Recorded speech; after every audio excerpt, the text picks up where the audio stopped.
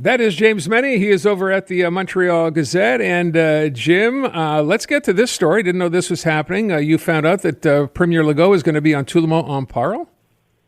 Yes, he's going to be, I think, the first guest on the first episode for this season. And I suspect, I'm not 100% sure, but I suspect that even as we speak, the taping's probably going on right now because they do tape the show on Fridays and then they air it on Sundays. Is Tout le monde en parle still the same kind of, how can I put it, the Quebec gathering place it used to be every Sunday night? People want to know what was going on, who's hot, who's not.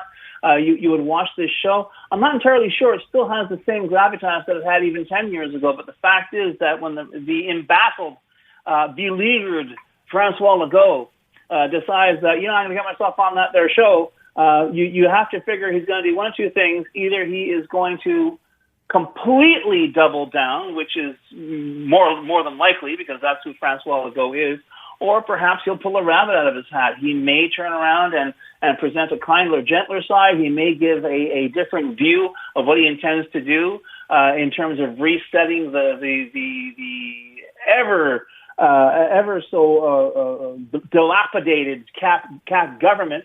But, it's also a bit of a risk because Guy Lepage, the host, he's not scared to ask questions. In fact, the whole question qui tue, that's part of the show. And it really is, I think, going to be interesting to see.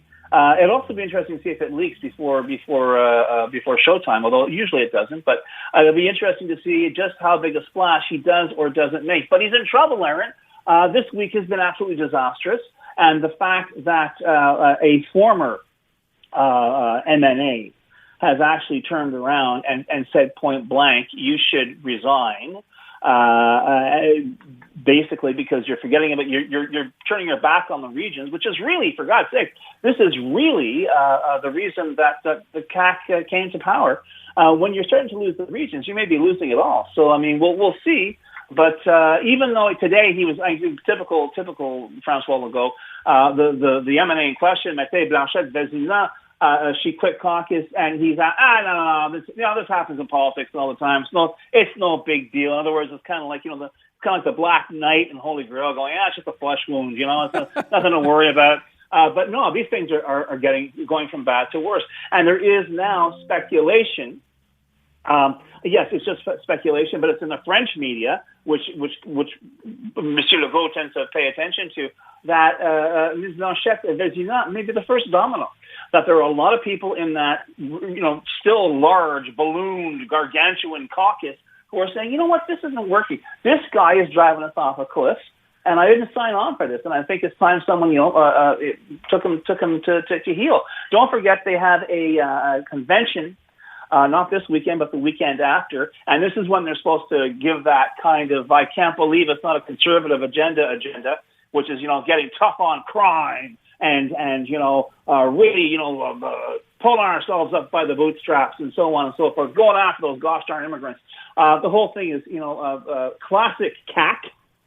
God, I wish they'd changed another name. That was good. But the classic CAQ, but you know what? Is it going to work? Is it going to change the numbers? Probably not. So I guess more important than that convention, Aaron, is how he goes over on Sunday night. Because quite frankly, I think if you've lost Tout le monde en parle, you've lost it. By the way, to your point, Jim, so, Guy Lepage, yeah, he can be tough. He asks the questions that need to be asked. Can you imagine in a case like this where Francois Legault would say, you know what, I've made some mistakes? And, Aaron, anything is possible. And like I say, he may do that. Who knows? Maybe that's why he's done this, to go and take his bullhorn and try and transport all of Quebec back to 2020, back to the days of the pandemic, not with the disease angle of it, of course, but when he was Mon François. Yeah. He was the shoulder Quebecers could cry on. Yeah. He was the guy Quebecers could trust. He was the shepherd who would lead us lost sheep over the mountain to the valley of happiness. But the fact of the matter is, people can't stand him right now. The sheep are turning on him, Aaron. Yeah. So he's gonna, and like I say, it's possible. We'll see what happens. Yeah. But it is a huge gamble. And you know how dangerous sheep can be when they turn on you, Jim. So that's worth pointing out. Bad business. So Municipal Municipal election fever, you're caught up in it, are you, Jim? I'm sorry, did you say something? Oh, yeah, okay, municipal election fever. Yeah, Aaron, it's so funny because I heard you talking to Carolyn Van Vlavingen about, and CTV is going to do a report on young people. Are they interested in music? Usually young people aren't interested in anything other than other young people and having fun. But the thing is, I got to tell you, municipal politics, which should be front and center, which provides us the frontline services, which in fact has a very tangible effect on our daily lives, gets short shrift. And to a certain extent, my business is to blame because in many cases, media editors, news editors, do not want a story about fiscal policy or tax programs or evaluations or mill rates because it's boring. And it is. It's absolutely. I covered it for like 10 years. It's super, super boring. And yet it's essential. It's like the cod liver oil of journalism. But this is why you can't get people worked up about it. And so, which is why we see, especially in Montreal, where we have these big ideological discussions back and forth, and people, and I know it's a cliche, and I joke about it, about what we get on the show, of people saying, could you just shut up and fill the potholes? But that's the job. And picking up the garbage is the job. And we were discussing last month that the big decision by the administration at City Hall, okay, you know what? We're going to pick up garbage every week instead of every other week in Hochelaga and Mason. You know why? Because the residents are complaining because apparently garbage stinks. Well, no kidding. But this is where we are. This is how they will look down and go, oh, potholes, yeah, maybe we should do something about that.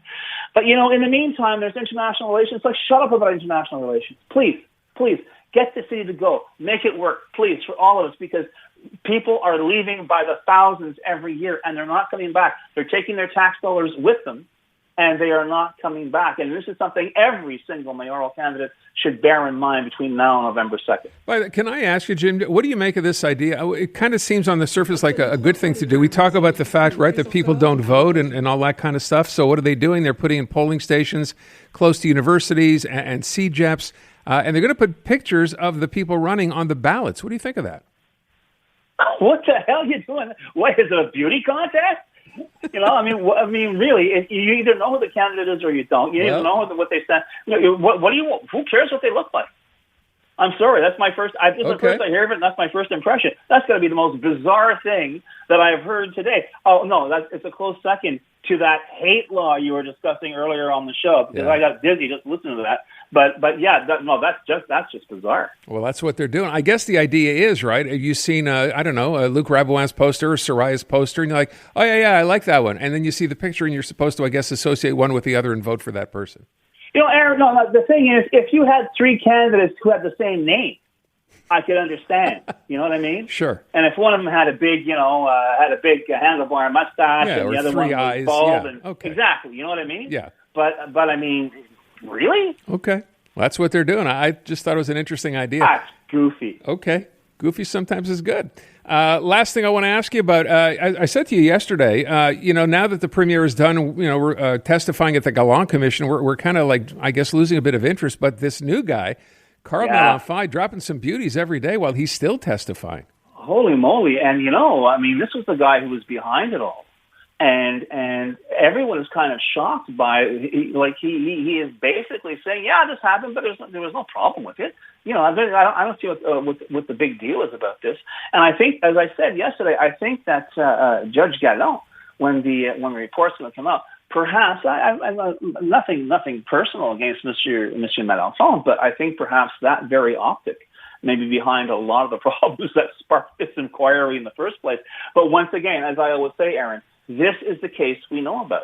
How many other men and women are there out there who have the same kind of tunnel vision view that, I'm just going to march on ahead and this is what I'm going to do and whatever, okay? And how many people around them, as we've heard in the Gallant inquiry, are told, no, you got to be careful. This guy's had problems in the past and decided not to pay any attention. And once again, this is a story I've been hearing for decades at commissions like this, where it seems left hand, right hand, everyone just came in, wanted to get, their monthly quota of whatever filled, And I don't bother me with details. The problem is details cost $500 million. By the way, what's one of the lines here? They found in emails, because they have apparently a ton of emails that have gone back and forth between him and people who ended up being contractors as well. Oh, yeah. Alluding to the fact that, hey, don't worry, we have millions of dollars to work with here. I'll get you some work. Yeah. I mean, wow. Yeah. But, listen, what do you do? Do you the guy, if nothing else, is honest. He's being candid, so I guess. But I think it speaks volumes about the attitude. And the idea somehow that it is incumbent on public servants to be frugal with taxpayers' money. I don't think anyone really bought into that. Okay. I don't think they will, and I don't think they will after this either. So let me ask you what I'm going to ask when we come back of our listeners, and I did this off the top today. The great headline in the Gazette, it says, "Is Montreal in decline?" That was one of the questions asked to the two. I knew you were going to do that. To the two mayoral hopefuls yesterday, and they had very, very different answers. Hey, Jim Mennie, is Montreal in decline? Is the Titanic wet? Does that answer your question, Mr. Wren? It does indeed. Yes, it is. And we're joking, but you know what? It's not a joking matter. It's not. It is not just in decline. It is in a Stuka-like dive. And unless somebody with some brains and even more importantly, some backbone turns around and goes to bat for Montreal, not for dogma, not for ideology, not to win over columnists at one particular newsroom or another, but to win over Montrealers, restore some pride in their city, and it goes beyond cleanliness and potholes. Make Montreal about something other than problems, because thus far, and believe me, as I say, I've covered that city for 10 years. 9 times out of 10, you don't want to. They say, why don't you write something positive? When something positive happens, I'm going to write about it. But 9 times out of 10, Aaron, it's bad news. And I think we have reached our threshold. Montreal, like the Titanic, has reached its threshold. The stern is going to come up out of the ocean, and it's going to sink like a rock. Jim, who was the last great mayor, as far as you're concerned, this city had? Jean Drapeau, because he was nuts. He didn't care. He just cared about the city. I mean, you can say a lot of things about Jean Drapeau, but he wasn't a crook. I mean, he may have been surrounded by some shady people, and certainly when you look at the Olympic cost overruns, and indeed even the cost of man in his world. But here's somebody who said this city can be more than what it is. And yeah, we had to pay for it down the road, but a lot of that stuff is still there. If it had been maintained, it'd be in better shape. But tell me, since then, what has any mayor really done for Montreal? Although I'll make a parenthesis, Jean Doré, the development on McGill College, that particular boulevard is a fitting memorial to Monsieur Doré. But, apart from that, I really can't think of anything. All right. We'll leave it at that, Jim. Have a great weekend. Thank you. You too, buddy. Seasoned gamer or just video game curious? This Week in Gaming is the podcast for you. We break down the latest in the world of video games, from basics to beyond. The hottest gaming news, insight, and industry leaders and more, weekly. Join me, Naomi Kyle, and stay ahead of the game with all the latest updates, even if you're a total newbie. Stream This Week in Gaming on the free iHeartRadio app or wherever you get your podcasts.